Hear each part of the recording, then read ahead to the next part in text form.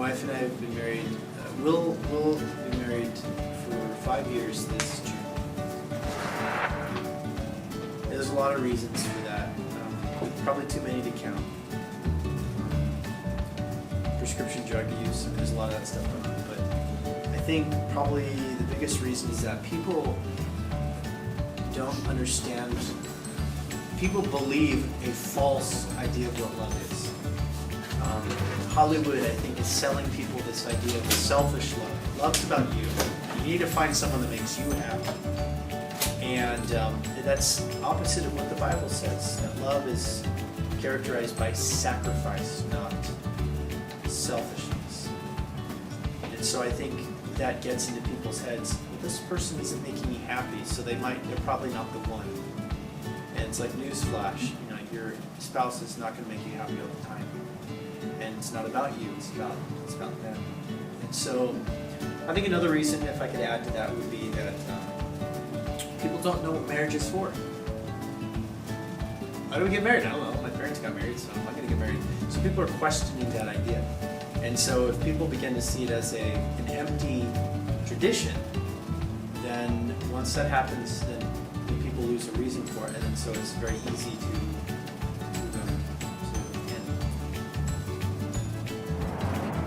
Great. Most embarrassing situation that we've ever had.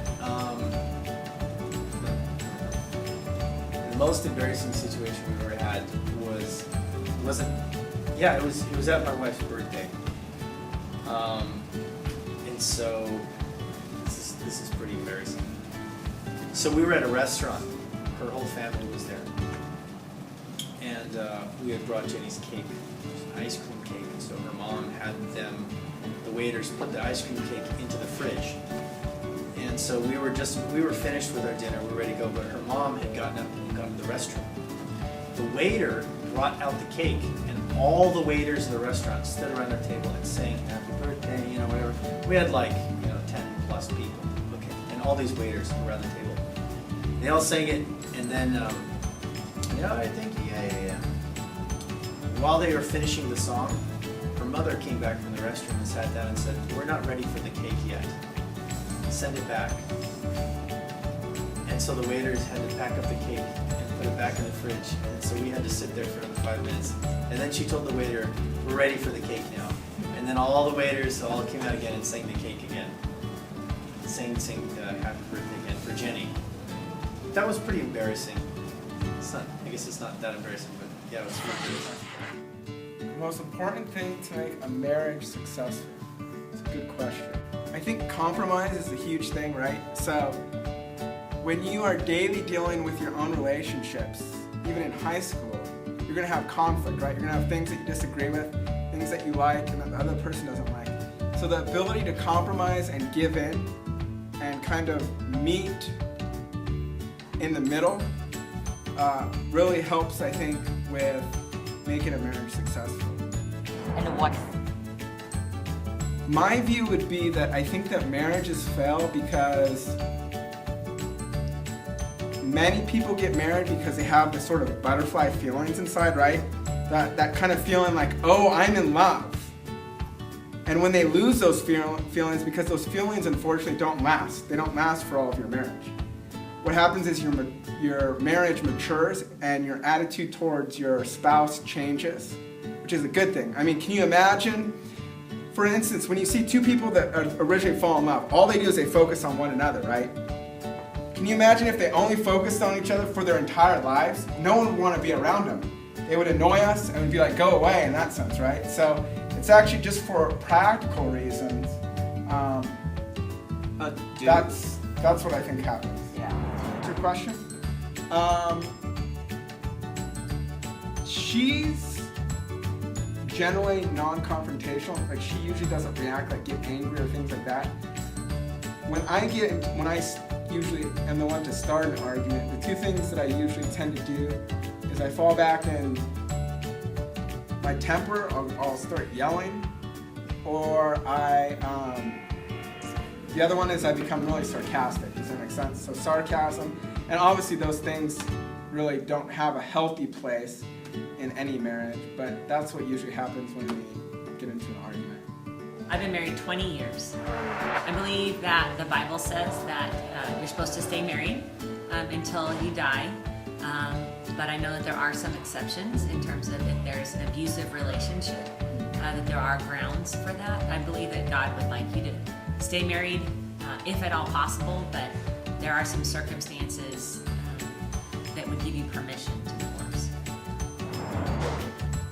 I would encourage newlyweds to spend a lot of time together to get to know each other, but I would also encourage them to remember that forgiveness is really important, and they need to not hold a grudge, but they also need to try to learn how to really love that other person in the way that that person needs it. I think that they need probably to work on that. Oh, it's huge. I don't really have time to myself, and